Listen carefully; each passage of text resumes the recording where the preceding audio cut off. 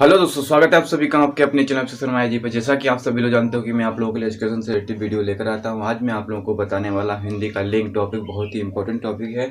मैं आप लोगों को ये सभी एग्जामों में पूछा जाता है, जिसमें हिंदी पूछी जाए उसमें सभी में लिंक को पूछा जाता है। आज मैं आप लोगों को लिंक को इस प्रकार से पढ़ाऊंगा, बिल्कुल बेसिक, बहुत ही अच्छे तरीके से, बहुत ही अच्छी ट्रिक्स से मैं आप लोगों को बताने वाला हूँ। तो वीडियो को लास्ट तक जरूर देखें। अगर वीडियो लास्ट तक नहीं देखें तो आप ट्रिक समझ नहीं पाएंगे, इसलिए वीडियो को लास्ट तक जरूर देखें। अब हम हमें 10 या 20 मिनट अपने लाइफ के दे दीजिए, मैं आप लोगों को बहुत ही अच्छा टॉपिक क्लियर करा के दूंगा आपको। तो वीडियो शुरू करते हैं, चलो देखते हैं लिंक।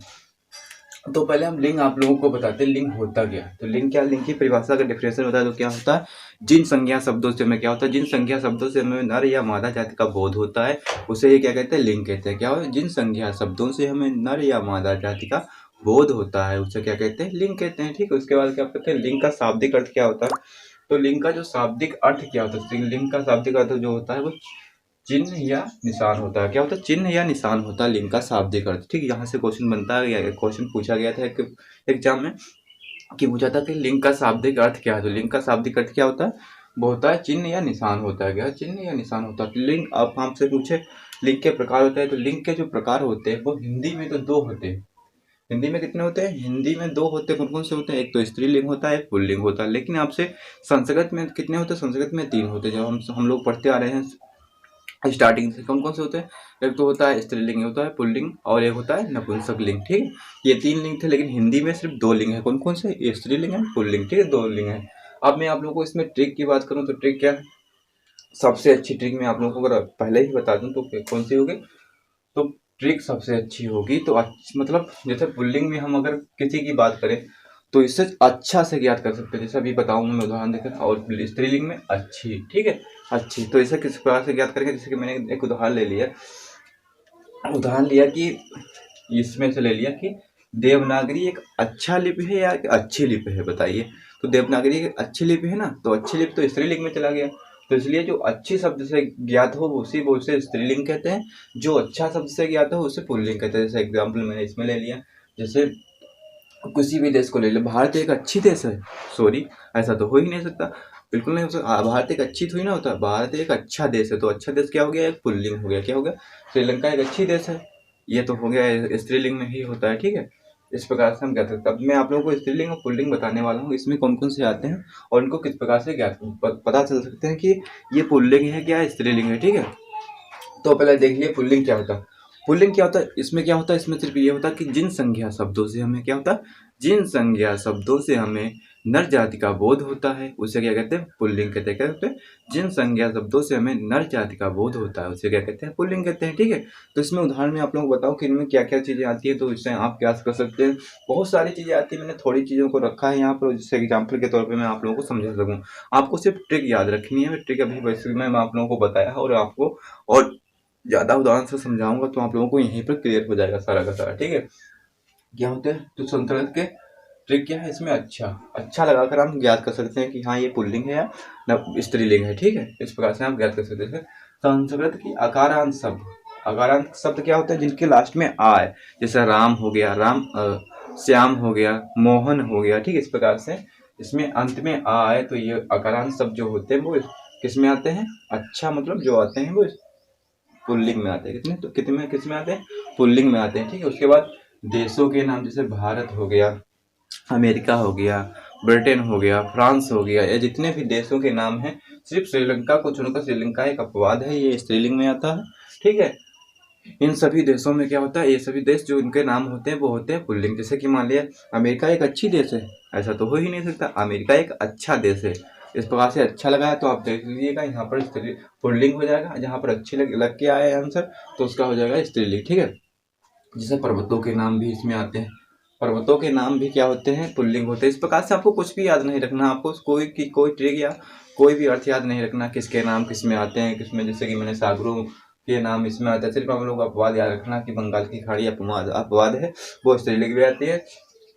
तारों ग्रहों के नाम जो होते हैं, पृथ्वी जैसे अपवाद है, पृथ्वी तो एक अच्छी उपग्रह है। ठीक है, अच्छी पृथ्वी का नाम ही ऐसा हो जाता है कि वो स्त्रीलिंग में आता है। ठीक है, इस प्रकार से याद कर सकते हैं आप।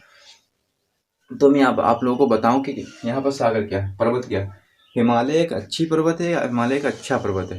तो यहाँ पर आप समझ गए होगा कि यहाँ पर हिमालय एक अच्छा पर्वत है, यहाँ पर क्या होगा, पुल्लिंग पुल्लिंग हो जाएगा। ठीक है, इसी प्रकार से हम अगर बात करें सागरों की, सागर देख लीजिए, प्रशांत महासागर एक अच्छा सागर है या अच्छा महासागर है या अच्छी महासागर है, तो क्या होगा, अच्छा महासागर है ना। तो इस प्रकार से हम ज्ञात कर सकते हैं। इस प्रकार ट्रिक आपके पास क्या है, तो ट्रिक जो होती है वो अच्छा से आप ज्ञात कर सकते हैं पुल्लिंग में, और स्त्रीलिंग में आप अच्छी लगा करके ज्ञात कर सकते हैं। जैसे कि इसमें अब मैं आप लोगों को बात करता हूँ स्त्रीलिंग पे। तो स्त्रीलिंग की पहले मैं आप लोगों को डिफिनेशन बता दूं क्या होती है। जिन संज्ञा शब्दों से हमें क्या होता है, जिन संज्ञा शब्दों से हमें न मादा जाति का बोध होता है तो उसे क्या कहते हैं, स्त्रीलिंग कहते हैं। क्या होता है, जिन संज्ञा शब्दों से हमें मादा जाति का बोध होता है उसे क्या कहते हैं, स्त्रीलिंग कहते हैं। जैसे कि इसकी ट्रिक क्या होगी, ट्रिक होगी इसकी अच्छी से आप इसको ज्ञात कर सकते हैं। जैसे कि मैंने ले लिया, इसमें क्या होगा, बहुत सारे होते हैं, इसमें आपको मैं यहाँ से कंप्लीट कराऊँ तो इतनी जल्दी होगा नहीं आपको, इसलिए मैंने ट्रिक दे दी है। वहाँ से आप लोगों को जहाँ पे इस प्रकार से क्वेश्चन पूछा जाए तो आपको अच्छा या अच्छी लगा करके याद कर सकते हैं। ठीक है, जैसे हम देखते हैं नदियों के नाम भी इसमें आते हैं, ठीक है, भाषाओं के नाम आते हैं, लिपियों के नाम आते हैं, इन तीनों के नाम, बहुत सारे चीजें आती हैं। ठीक है, इसमें मैंने आप लोगों को 3 ले लिया है जिससे मैं आप लोगों को समझा सकूं। ठीक है, यहाँ पर क्या होता है, गंगा, पहला उदाहरण इसका हो गया गंगा। तो गंगा एक अच्छी नदी है कि गंगा एक अच्छा नदी है, तो क्या होगी, गंगा एक अच्छी नदी है ना, तो ये स्त्रीलिंग में आ जाएगा। इसी प्रकार से हम देख सकते हैं जमुना एक अच्छी नदी है, जमुना की एक अच्छा नदी है, तो क्या है, अच्छी नदी है ना। तो इस प्रकार से हम क्या करते हैं, जैसे भाषाओं में ले लें तो भाषाओं में क्या होता है, हिंदी एक अच्छी भाषा है या हिंदी एक अच्छा भाषा है, तो हिंदी क्या होगी, एक अच्छी भाषा होगी ना, शुद्ध भाषा में अगर बात करेंगे तो और तो ये कहोगे स्त्रीलिंग हो जाएगी। ठीक है, संस्कृत की बात करें तो संस्कृत भी क्या होगी, एक अच्छी भाषा है ना, अच्छा भाषा थोड़ी ना होता है, तो ये भी स्त्रीलिंग में आ जाएगा। जैसे कि मैंने लिपियों की बात करें तो लिपियों में क्या होता है, देवनागरी एक अच्छी लिपि है, देवनागरी एक अच्छा लिपि है, तो आप लोग खुद से बता सकते हैं कि देवनागरी कैसी लिपि है। देवनागरी जो होती है वो स्त्रीलिंग में आती है, लिपियाँ जो होती हैं वो स्त्रीलिंग में आती है। जैसे खरोष्टी एक अच्छी लिपि है, अच्छा, तो खरोष्टी अच्छी लिपि है ना, इसको अगर शुद्ध भाषा में कहें तो खरोष्टी जो होगी वो एक अच्छी लिपि है, तो ये भी किस में आ गई, स्त्रीलिंग में आ गई। ठीक है, अब मैं आप लोगों को वो बताता हूँ जो ना तो स्त्रीलिंग में आते हैं ना तो पुल्लिंग में आते हैं। इन शब्दों को आपको बहुत ज्यादा ध्यान रखना है। जैसे क्या हो गया, इनको क्या बोलते हैं, इनको बोलते हैं उभयलिंग। क्या बोलते हैं इन्हें, उभयलिंग। ना तो ये स्त्रीलिंग में आते हैं और ना तो ये पुल्लिंग में आते हैं। ठीक है, तो इसको क्या कहते हैं, उभयलिंग कहते हैं। इसमें तो मैं आप लोगों को एक ट्रिक बता सकता हूँ, जैसे कि राष्ट्रपति हो गया, इसके उदाहरण पहले हम देख लिए फिर इसमें ट्रिक बताता हूँ। राष्ट्रपति हो गया, प्रधानमंत्री हो गया, डॉक्टर हो गया, पटवारी हो गया और डाकिया हो गया। यहाँ से एक ट्रिक निकल रही है, आप लोग को खुद समझ में आ रहा होगा कि जितने भी सरकारी पद हैं या जो पद होते हैं, पदों के नाम ज्यादातर होते हैं क्या होते हैं, वो उभयलिंग में आते हैं। क्या होते हैं, ज्यादातर, ये मैं सब नहीं कहता तो कि सब पद जो होते हैं वो इसी में आते हैं, लेकिन ज्यादातर पद जो होते हैं वो इसमें आते हैं, उभयलिंग में आते हैं। ठीक है, जैसे कि इसको आप कैसे ज्ञात सकते हैं, ज्ञात कर सकते हैं, तो राष्ट्रपति आप क्या, इसको किस प्रकार से ट्रिक है इसमें, अच्छा अच्छी की ट्रिक में आप लोगों को बताओ तो इसमें नहीं लगा, क्योंकि ये उभयलिंग है, ना तो ये स्त्रीलिंग में आता है ना ही ये पुल्लिंग में आता है। जैसे कि मान लीजिए यहाँ पर राष्ट्रपति से मैं उदाहरण लूँ, आपको समझाऊं कि राष्ट्रपति अच्छी है, ठीक है, और राष्ट्रपति अच्छा है, तो यहाँ पर ये नहीं साबित होता कि मतलब अच्छी करेंगे तो एक जो होती है लेडीज भी तो राष्ट्रपति बन सकती है, क्यों नहीं बन सकती, और एक अच्छा करेंगे तो एक पुरुष भी तो राष्ट्रपति बन सकता है। तो इसलिए जो पद है, ये पद होता है वो ना तो स्त्रीलिंग में आता है ना ही पुल्लिंग में आता है, ये होता है उभयलिंग।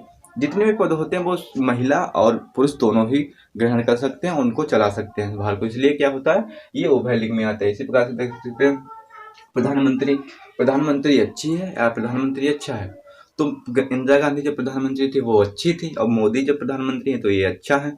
क्या ये पुरुष है, वो स्त्री थी, इसलिए इसको भी क्या करते हैं, इसको भी उभयलिंग में रखा गया है। ठीक है, इस प्रकार से हम ध्यान रख सकते हैं।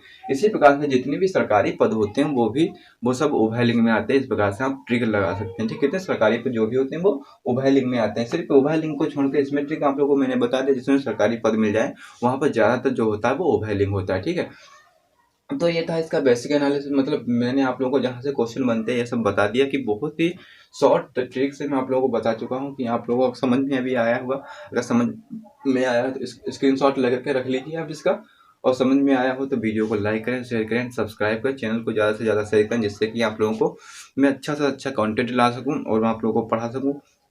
और आप भी मेरे साथ अगर शेयर करेंगे वीडियो को तो मेरे सब्सक्राइबर बढ़ेंगे, जिससे हमारी ग्रोथ होगी और मुझे भी थोड़ा मोटिवेशन मिलेगा, जिससे कि मैं आप लोगों के लिए दिन प्रतिदिन वर्क करता रहूं और इसी प्रकार से आप लोगों को पढ़ाता रहूं।